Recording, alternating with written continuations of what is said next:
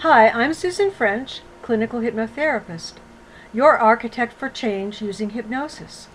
How many times have you said to yourself, but I don't have time to think for a moment about those activities that you schedule, that you plan, that you decide, maybe you talk sternly to yourself about, and then still never quite accomplish?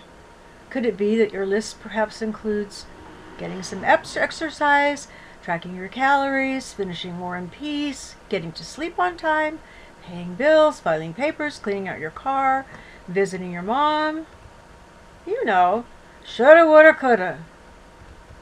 And the last post we talked about the time suck pie and how few hours we really have in each day to get all the things done that we plan on doing.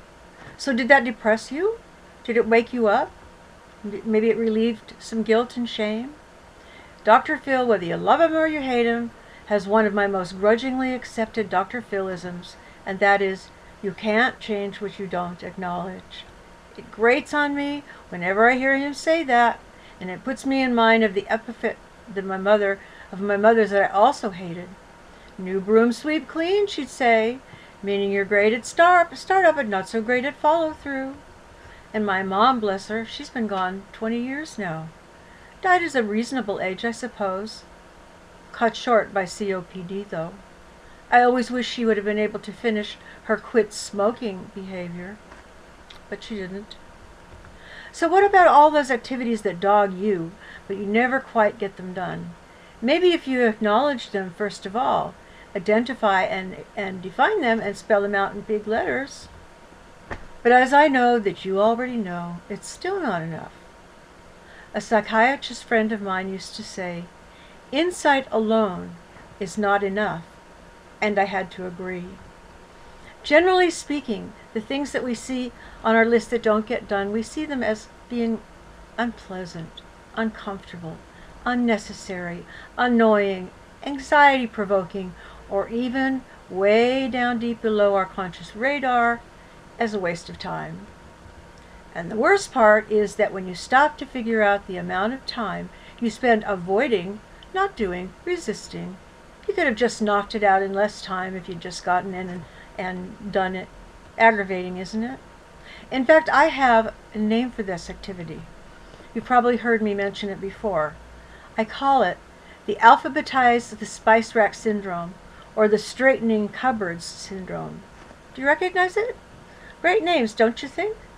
They came to me in a flash of my own avoidance insight when I was alphabetizing the spice rack or straightening the cupboards. I don't really remember which.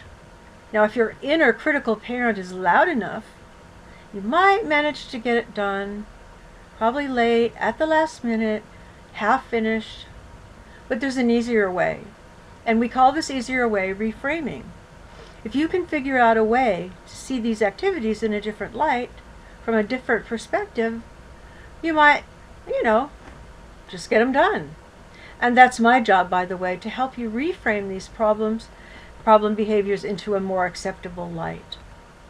But again, I know that you've had far too much experience at fighting this battle with nothing but a conscious decision, i.e., your logical, methodical, cognitive, slow, stubborn, in the way, conscious mind.